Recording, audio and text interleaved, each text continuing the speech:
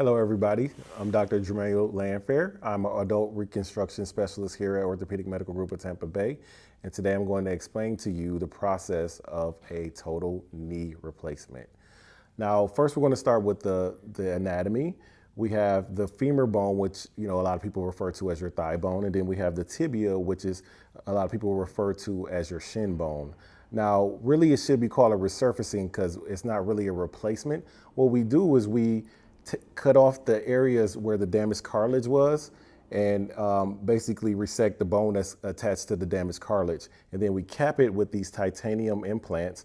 And this is on the thigh bone side and also on the shin bone side. We do it on both sides. And then in between the two, what we do is we place this high-grade medical plastic called polyethylene that serves as your new gliding surface, right? So it kind of acts as your new cartilage, and it allows your knee to, be able to go through a range of motion. And every once in a while, if there's a lot of damage to the back of your kneecap, what we do is we'll resurface that as well and put that same high-grade medical plastic there so that it can fit in the notch where your thigh bone is, and it can actually protect your kneecap bone as well.